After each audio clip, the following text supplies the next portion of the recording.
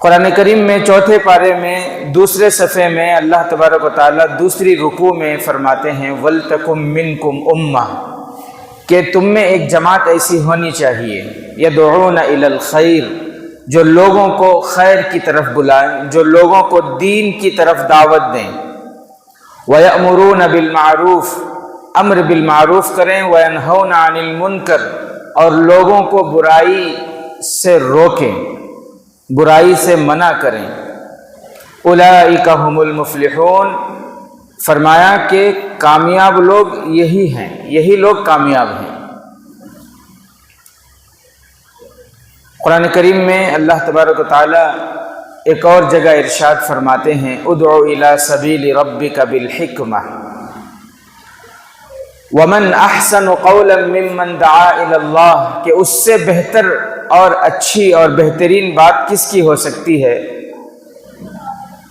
جو لوگوں کو اللہ کے دین کی طرف بلائے، جو لوگوں کو اللہ کی طرف بلائے، وعمل صالحا اور خود بھی نیک عمل کرے اور یہ کہے کہ میں تو مسلمانوں میں سے ہوں۔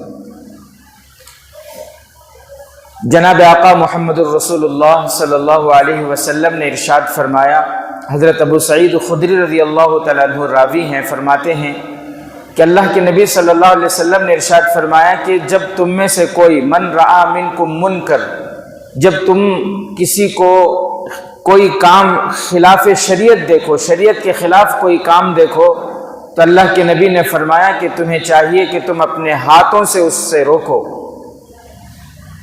اگر فَإِن لَّمْ يَسْتَطِعْ فَبِلِسَانِهِ اگر ہاتھ سے روکنے کی طاقت نہیں ہے تو پھر اپنی زبان سے روکو،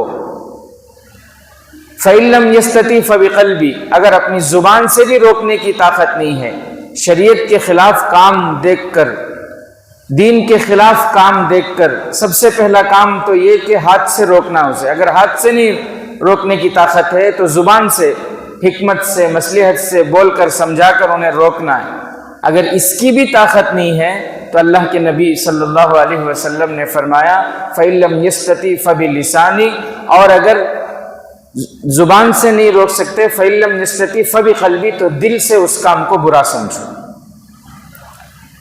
دل سے اس کام کو برا سمجھو، اور فرمایا وَذَلِكَ أَضْعَفُ الْإِيمَانِ یہ ایمان کا سب سے آخری درجہ ہے، اس کے بعد ایمان کا کوئی درجہ ہی نہیں۔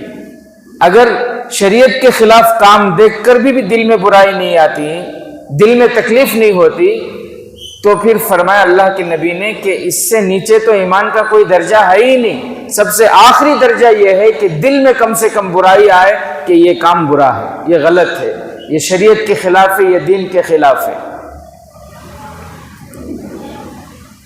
میرے محترم بزرگ عزیز دوستوں، ایک اور حدیث میں اللہ کے نبی صلی اللہ علیہ وسلم نے فرمایا کہ امر بالمعروف اور نہی عن المنکر کرتے رہو، لوگوں کو نیکی کا حکم دیتے رہو، برائی سے روکتے رہو، ورنہ عنقریب اللہ کے نبی نے فرمایا والذی نفسی بیدہ قسم اس ذات کی جس کے قبضے میں میری جان ہے، ایک وقت آئے گا کہ تم دعائیں کرو گے اور تمہاری دعائیں قبول نہیں ہوں گی، اگر تم اس کام کو چھوڑ دو گے تو ہم دعائیں کرو گے اور تمہاری دعائیں قبول نہیں ہوگی۔ تو میرے محترم بزرگ عزیز دوستوں، ان آیات سے اور ان حدیثوں سے ہمیں جو بات معلوم ہوتی ہے وہ یہ کہ ہمیں خود بھی دین پر چلنا ہے اور دوسروں کو بھی دین پر چلنے کی دعوت دینی ہے۔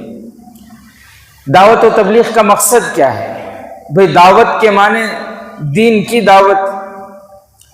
دعوت دینی ہے۔ تبلیغ کا مقصد، تبلیغ کے معنی کیا ہے؟ جو علم دین کا آپ کے پاس ہے وہ دوسروں کو پہنچانا ہے، اسی کو کہتے ہیں دعوت و تبلیغ۔ تو ہماری ذمہ داری ڈبل ذمہ داری بنتی ہے کہ خود بھی دین پر چلنا ہے، اپنی اولاد کو بھی دین پر چلانا ہے۔ یا ایھا الذین آمنوا قوا انفسکم واہلیکم نارا، اے ایمان والو اپنے آپ کو بچاؤ، واہلیکم اور اپنے اہل و عیال کو، اپنے بیوی بچوں کو بچاؤ اس آگ سے، وقودھا الناس والحجارہ جس آگ کا ایندھن لکڑیاں نہیں ہوں گی، جس آگ کا ایندھن انسان اور پتھر ہوں گے۔ وہ آگ جو بھڑکائی جائے گی کیسے؟ لکڑیوں کے ذریعے نہیں، پیٹرول کے ذریعے نہیں، ڈیزل کے ذریعے نہیں، بلکہ اس آگ کو جو بھڑکایا جائے گا وہ انسانوں کے ذریعے اور پتھروں کے ذریعے۔ تو تم اس آگ کا ایندھن بنو، اس سے بچو، اپنے آپ کو بھی بچانا ہے، اپنے گھر والوں کو بھی بچانا ہے، خود بھی دین پر چلنا ہے، اپنی اولاد کو بھی دین پر چلنے کی دعوت دینی ہے۔ اور پھر آگے فرمایا وَأَنذِرْ عَشِيرَتَكَ الْأَقْرَبِينَ، اور اپنے رشتہ داروں کو بھی دعوت دینی ہے۔ جب ہم چلیں گے اور پھر چلنے کی وجہ سے اس عمل کی، اس دعوت کی برکت ہی الگ ہوتی ہے، اس دعوت کی برکت ہی الگ ہوتی ہے۔ تو اس لیے میرے عزیز ساتھیوں، یہ تو ہماری ذمہ داری ہے کہ ہم خود بھی دین پر چلنا ہے اور دوسروں کو بھی دین پر چلنے کی دعوت دینی ہے۔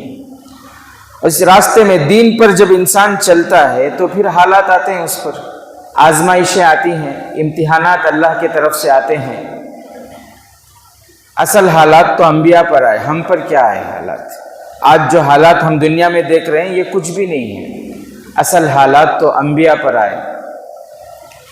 اس دین کے خاطر ایک نبی حضرت زکریا علیہ السلام، بدماشوں نے ان کو آرے سے چیر دیا، ان کے جسم کے 2 ٹکڑے کر دیے تھے۔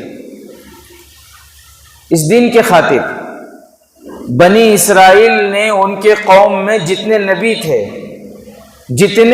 تھے سارے نبیوں کو ایک ہی دن میں انہوں نے قتل کر دیے تھے۔ اور میرے عزیز ساتھیوں، میرے اور آپ کے آقا احمد مجتبی محمد مصطفیٰ سرکار دو عالم صلی اللہ علیہ وسلم فرماتے ہیں، اس دین کے خاطر جتنی تکلیفیں مجھے دی گئی اتنی تکلیف کسی اور کو نہیں دی گئی۔ پیارے نبی فرماتے ہیں، اس دین کے خاطر جتنا مجھے ڈرایا اور دھمکایا گیا اتنا کسی اور کو ڈرایا اور دھمکایا نہیں گیا۔ ایک مرتبہ اللہ کے نبی صلی اللہ علیہ وسلم سجدے میں ہیں، سجدے کی حالت میں ایک بدبخت آتا ہے اور اونٹ کی اوجڑی لا کر، اونٹ کی اوجڑی سمجھتے نا کتنا بڑا ہو، بکری کی اوجڑی، وہ جو انتڑی پیٹ کا پورا سامان ہوتا ہے اوجڑی، وہ ایک انسان کے لیے اٹھانا مشکل ہو جاتا ہے۔ اونٹ کی اوجڑی کتنی بڑی اوجڑی ہوتی ہے، وہ لا کر اللہ کے نبی صلی اللہ علیہ وسلم کی کمر پر رکھ دیا۔ اللہ کے نبی صلی اللہ علیہ وسلم کے لیے سجدے سے سر اٹھانا مشکل ہو گیا۔ کیسے کیسے حالات آئے۔ بخاری شریف کی حدیث ہے کہ اس دین کی خاطر اللہ کے نبی صلی اللہ علیہ وسلم پر کیسے کیسے حالات آئے۔ ایک مرتبہ جب اللہ کے نبی صلی اللہ علیہ وسلم پر سورہ لہب نازل ہوئی، تبت یدا ابی لہب، سورۃ اللہب نازل ہوئی، اس سے پہلے کی بات یہ ہے کہ ابو لہب کے 2 بیٹے عتبہ اور عتیبہ، ان دونوں کا نکاح پیارے نبی صلی اللہ علیہ وسلم کی 2 بیٹیوں سے، حضرت رقیہ اور حضرت ام کلثوم رضی اللہ تعالیٰ عنہ سے ہو چکا تھا۔ نکاح ہوا تھا، نکاح ہو چکا تھا، رخصتی نہیں ہوئی تھی، رخصتی نہیں ہوئی تھی۔ ہمارے یہاں تو رواج ہے کہ نکاح کے ساتھ ساتھ فوراً رخصتی، لیکن بہت سے علاقوں میں پہلے تھا اور اب بھی کئی علاقوں میں ہے کہ نسبت ہوتی ہے، نکاح کر دیتے ہیں، رخصتی بعد میں کرتے ہیں۔ بہرحال تو نکاح تو ہو چکا تھا، رخصتی باقی تھی۔ اس درمیان میں سورہ لہب جب نازل ہوئی تو ابو لہب نے اور ابو لہب کی بیوی نے اپنے بچوں کو، عتبہ کو اور عتیبہ کو بلا کر یہ کہا کہ تم دونوں جاؤ اور جا کر حضور صلی اللہ علیہ وسلم کی بیٹیوں کو طلاق دے دو۔ تو اللہ کے نبی صلی اللہ علیہ وسلم اس وقت حرم میں تھے، کعبے کے پاس تھے۔ عتیبہ آیا اور آ کر اس نے کہا، پھر ایسے ہی نہیں کہا بلکہ اس نے اللہ کے نبی صلی اللہ علیہ وسلم کے گریبان کو پکڑا اور گریبان کو پکڑ کر کھینچا اور کھینچ کر اس نے یہ کہا، اس بدبخت نے یہ کہا کہ میں نے تمہاری بیٹی کو طلاق دے دی ہے اور میرے بھائی نے بھی طلاق دے دی ہے، ہم دونوں نے تمہارے۔ اس وقت کی بات یہ ہے جب ابھی جو ہے وہ نکاح کن سے کرنا جائز ہے، کن سے کرنا ناجائز ہے، یہ ساری جو ہے مسائل اور یہ ساری تفصیلات ابھی وہ آیتیں نازل نہیں ہوئی تھی۔ مومن کا نکاح کافر سے جائز نہیں ہے، یہ جو آیتیں ہیں یہ آیتیں نازل ہونے سے پہلے کی بات میں آپ کو بتا رہا ہوں۔ اس وقت تک جو ہے نکاح کے بارے میں کوئی حرمت حلت کے بارے میں کوئی آیتیں نازل نہیں ہوئی تھی، اس وقت کی بات ہے یہ۔ تو حضور صلی اللہ علیہ وسلم کی 2 بیٹیاں ابو لہب کے 2 بیٹوں سے ان کے نکاح ہو چکے تھے۔ ابو لہب کے دونوں بیٹوں میں سے ایک بیٹا آیا عتیبہ، اور اپنے ماں باپ کے کہنے پر اس نے اللہ کے نبی صلی اللہ علیہ وسلم کے ساتھ ایسے بد اخلاقی سے پیش آیا، گریبان کو کھینچا اور پھر اس نے کہا کہ تمہاری دونوں بیٹیوں کو ہم نے طلاق دے دی۔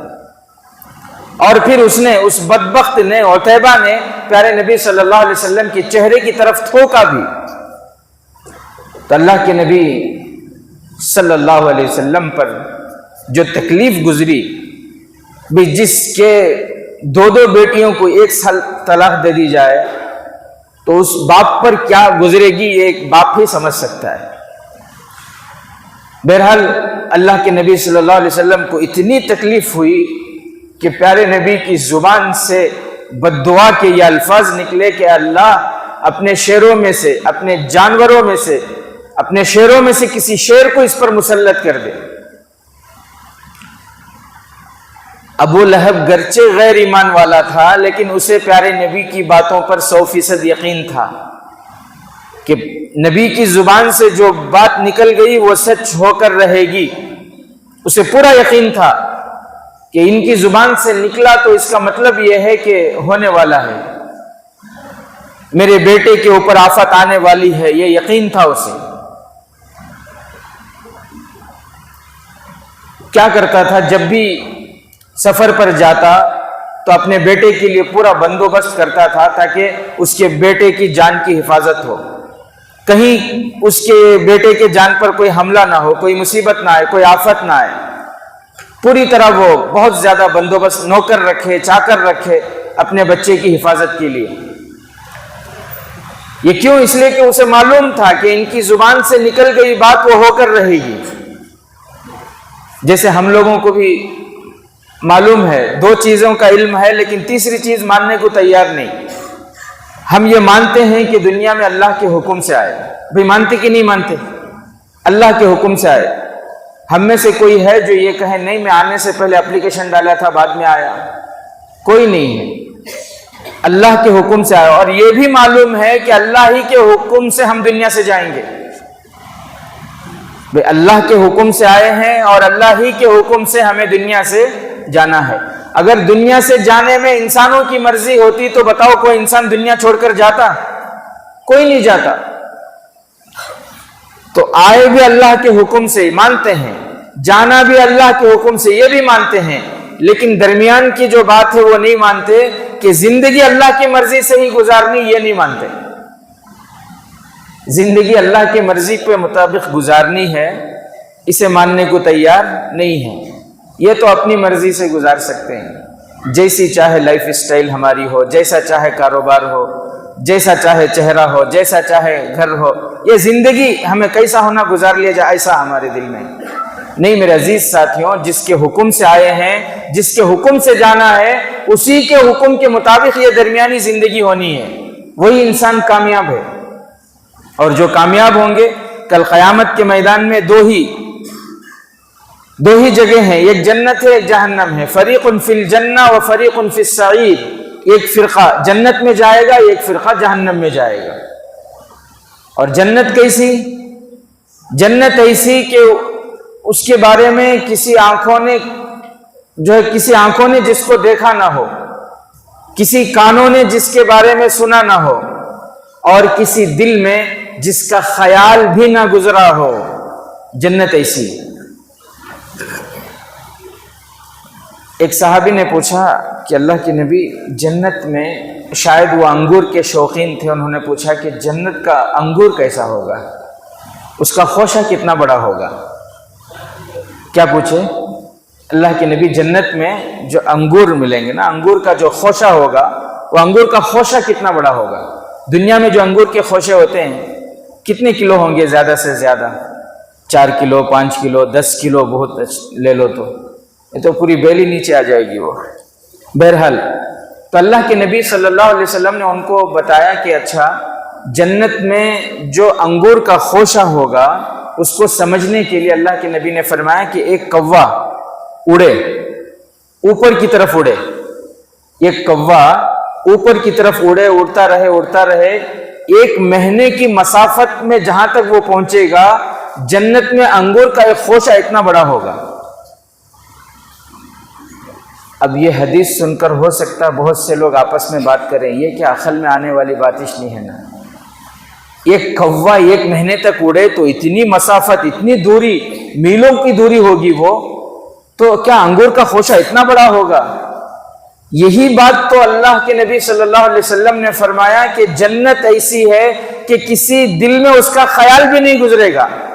جنت کی نعمتیں ایسی ہیں ما لا عین رأت ولا اذن سمعت ولا خطر علی قلب بشر، کسی انسان کے دل میں تصور میں بھی نہیں آئے گا، اس کے خیال، انسان کے دماغ کی انتہا جہاں ہوتی ہے، انسان کی سوچنے کی انتہا جہاں ہوتی ہے، جہاں انسان کا دماغ اینڈ ہوتا ہے، وہاں سے جنت کی نعمتیں شروع ہوتی ہیں۔ تو بات تو صحیح ہے، سمجھ میں آنے والی بات نہیں ہے وہ۔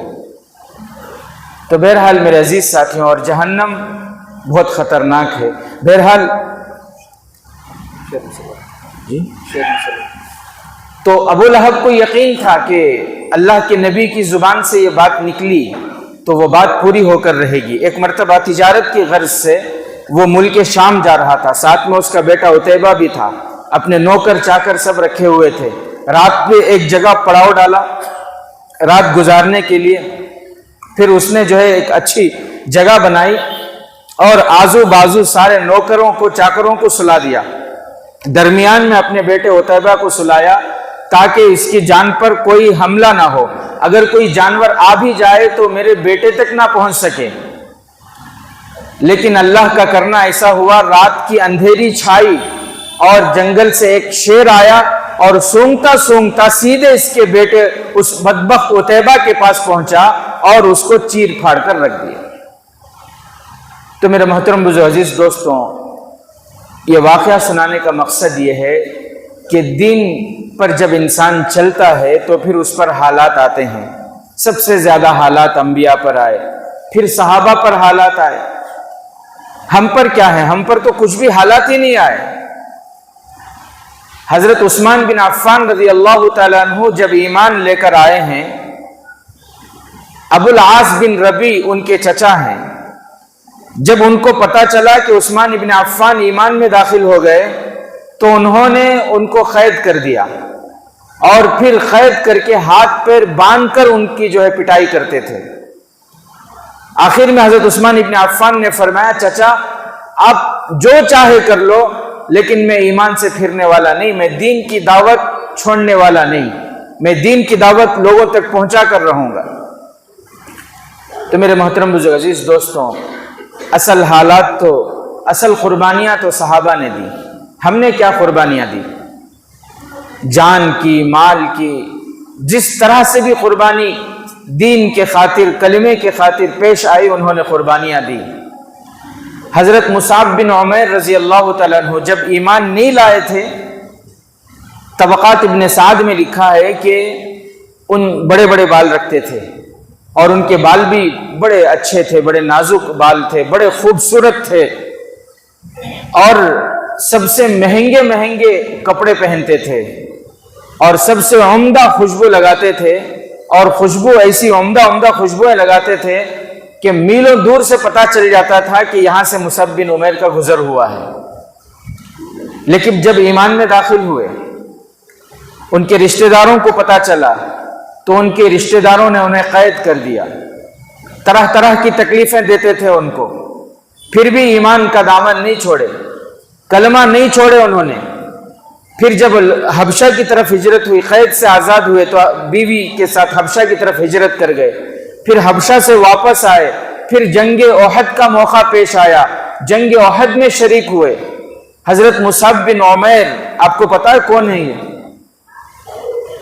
حضرت حمنا رضی اللہ تعالی عنہا ایک صحابیہ ہیں، ان کو اطلاع ملی کہ آپ کے حضرت حمنا کون ہیں؟ حضرت حمنا بنت جہش رضی اللہ تعالی عنہا یہ حضور صلی اللہ علیہ وسلم کی بیوی حضرت زینب بنت جہش رضی اللہ تعالی عنہا کی بہن تھی۔ حضرت حمنا بنت جہش ہماری ماں حضرت زینب بنت جہش کی بہن تھی وہ، اور رشتے میں حضرت حمزہ رضی اللہ تعالیٰ عنہ ان کو خالو لگتے تھے۔ تو جنگ احد میں جب حضرت حمزہ رضی اللہ تعالیٰ عنہ بڑی بے دردی کے ساتھ ان کو شہید کر دیا گیا، تو ان کو اطلاع پہنچائی گئی، ان کو خبر پہنچائی گئی کہ آپ کے خالو حضرت حمزہ رضی اللہ تعالیٰ عنہ شہید کر دیے گئے۔ بڑی تکلیف ہوئی، انہوں نے انا للہ و انا الیہ راجعون پڑھی۔ پھر تھوڑی دیر کے بعد ان کو خبر پہنچی کہ آپ کے بھائی عبداللہ بن جہش رضی اللہ تعالیٰ عنہ بھی شہید کر دیے گئے۔ پھر دوبارہ انا للہ و انا الیہ راجعون پڑھی۔ پھر تھوڑی دیر کے بعد ان کو خبر پہنچائی گئی کہ آپ کے شوہر مصعب بن عمیر رضی اللہ تعالیٰ عنہ بھی شہید کر دیے گئے۔ جب شوہر کے انتقال کی، شہید ہونے کی خبر سنی تو ظاہر ہے شوہر کے فوت کی خبر، یہ صدمہ بہت بڑا صدمہ ہوتا ہے۔ شوہر کے دنیا سے جانے کا غم ایک نیک صالح بیوی کے لیے بہت بڑا غم ہوتا ہے۔ تو بے اختیار ان کی زبان سے ایک چیخ نکلی۔ پیارے نبی صلی اللہ علیہ وسلم نے فرمایا کہ ان پر بہت بڑا صدمہ ہے، ان پر بہت بڑا غم ہے۔ ایک دن میں خالو کا جنازہ ان کے آنکھوں کے سامنے، پھر اپنے بھائی کا جنازہ ہے، اور پھر سب سے بڑھ کر یہ ہے کہ اپنے شوہر کا جنازہ ان کے سامنے ہے۔ دین کی خاطر قربانیاں انہوں نے دی۔ حضرت مصعب بن عمیر رضی اللہ تعالیٰ عنہ، سارے صحابہ جو شہید ہوئے تھے ان کو جمع کیا گیا اور ان کی کفن کا انتظام کیا گیا۔ حضرت مصعب بن عمیر رضی اللہ تعالیٰ عنہ کو جب قبر میں رکھا گیا اور ان کے لیے جو کفن تھا، صحابہ نے اللہ کے نبی سے فرمایا، اللہ کے نبی آئے تو دیکھا کہ کفن کو اگر سر کو ڈھانپا جاتا ہے تو پھر پیر کھل جاتے ہیں، اگر پیر کو ڈھانپا جاتا ہے تو سر کھل جاتا ہے۔ یعنی پورے بدن کے لیے کفن، اتنا کفن نہیں تھا کہ پورے بدن کو ڈھانپا جائے۔ تو اللہ کے نبی صلی اللہ علیہ وسلم کی آنکھوں میں آنسو آ گئے اس منظر کو دیکھ کر کہ میرا مصعب ایک وقت تھا جب سب سے مہنگے مہنگے کپڑے پہنا کرتے تھے، ایک وقت تھا سب سے عمدہ خوشبوئیں لگاتے تھے، میلوں دور سے پتا چلتا تھا کہ مصعب بن عمیر آ رہے ہیں۔ آج یہ حال ہے کہ پورا کفن بھی نہیں نصیب ہے۔ تو اللہ کے نبی صلی اللہ علیہ وسلم نے فرمایا کہ سر کی جانب، بدن اور سر کو کفن سے ڈھانپ دو، اور پیر کی جانب اذخر، جو گھاس، ایک خاص قسم کی گھاس ہوتی ہے، خوشبودار گھاس، وہ گھاس جو ہے پیروں پر ڈال دو۔ پھر اس طرح حضرت مصعب بن عمیر رضی اللہ تعالیٰ عنہ کی تدفین جو ہے عمل میں آئی۔ تو میرے محترم بزرگ عزیز دوستوں، اصل بات یہ ہے کہ اصل قربانی تو صحابہ نے دی ہے۔ ہم لوگوں نے دین کے خاطر کیا قربانی دی؟ ہم نے تو کچھ بھی قربانی نہیں دی۔ کیوں؟ اس لیے کہ دین جو ہمیں ملا ہے نا، بغیر قربانی کے ملا ہے۔ ماں کی گود سے ہمیں دین مل گیا، باپ داداؤں کی وراثت سے ہمیں دین مل گیا۔ دین کے خاطر قربانیاں نہیں ہوں گی نا تو پھر اہمیت اور دین کی اہمیت اور عظمت بھی دلوں میں نہیں ہوگی۔ تو اس لیے میرے عزیز ساتھوں، ارادہ کریں کہ انشاءاللہ دین کی خاطر قربانیاں دیں گے انشاءاللہ۔ جو بھی تقاضے ہوں گے اسے ہم پورا کریں گے انشاءاللہ، جان سے، مال سے، وقت سے، ہر اعتبار سے ہم ان تقاضوں کو پورا کریں گے انشاءاللہ۔ آج میرے عزیز ساتھیوں، ایک بات آپ کو سناؤں۔ جب یہ آیت نازل ہوئی، من ذا الذی یقرض اللہ قرضا حسنا فیضاعفہ لہ اضعافا کثیرا، جب یہ آیت نازل ہوئی کہ کون اللہ کو قرض دے گا، تو ایک صحابی حضرت ابو الدحدہ رضی اللہ تعالی عنہ، وہ اللہ کے نبی صلی اللہ علیہ وسلم کی خدمت میں آئے۔ ان کے پاس مدینے میں جو باغ تھا، ان کے باغ میں کھجور کے 600 درخت تھے۔ 600 درخت کھجور کے باغ میں، چھوٹا موٹا باغ نہیں تھا، بہت بڑا باغ تھا۔ اور اس وقت کی جو آمدنی ہے، اس وقت کی جو معیشت تھی وہ کھجوری تھی، تو سب سے بڑی معیشت کا ذریعہ جو ہے وہ کھجور کے باغات ہوتے تھے، اور ان کے پاس جو باغ تھا اس میں 600 کھجور کے باغ تھے۔ جب یہ آیت ان تک پہنچی کہ اللہ کی طرف سے یہ آیت اتری ہے کہ کون اللہ کو قرض دے گا، تو سیدھے اللہ کے نبی صلی اللہ علیہ وسلم کے پاس آئے، اپنے باغ کو بھی نہیں گئے، اللہ کے نبی صلی اللہ علیہ وسلم کے پاس آئے اور آ کر فرمایا کہ مجھے یہ آیت پہنچی ہے، اللہ کا یہ پیغام پہنچا ہے کہ اللہ کو کون قرض دے گا۔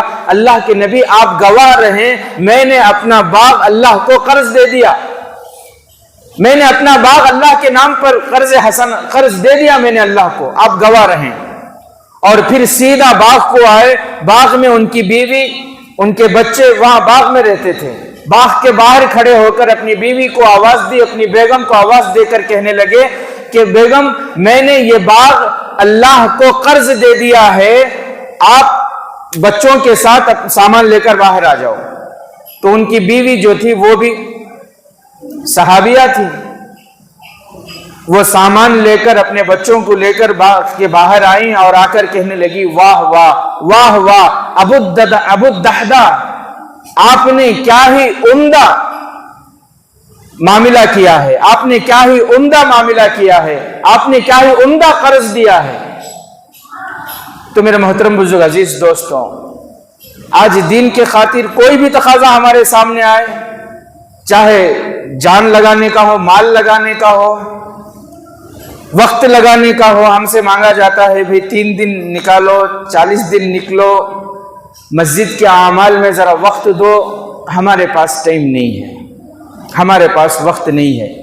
میں مسجد کے اعمال میں جڑوں گا، روزانہ کی ملاقاتوں میں جڑوں گا، گشت میں جڑوں گا، تو پھر میرا دکان کون دیکھے گا؟ معلوم ہے کہ روزی اللہ کی طرف سے ہے، لیکن یہ یقین دل سے نہیں نکلا کہ دکان میں ہی چلا رہا ہوں، میں جاؤں گا تو ہی میری روزی جو ہے مجھ تک پہنچے گی۔ اگر قربانی تھوڑی دیر کے لیے دوں گا تو میری روزی کٹ ہو جائے گی۔ ایسا نہیں ہے میرے عزیز ساتھی، دین کے خاطر آپ قربانی دیں، دین کے خاطر آپ وقت لگائیں، جان لگائیں، مال لگائیں، اللہ اتنا دے گا کہ آپ شمار بھی نہیں کر سکتے، آپ اس کو بیان بھی نہیں کر سکتے۔ تو اس لیے میرے عزیز ساتھیوں، جان، مال، وقت، جب دین کا جو بھی تقاضا ہمارے سامنے آئے ہم اپنی ذات سے اسے پورا کریں گے انشاءاللہ۔ ابھی سب سے بڑا جو تقاضا ہے وہ ہے 16-17 دسمبر کو پورے ضلع منڈیا کا اجتماع، آپ تمام کو معلوم ہے دھنگور میں۔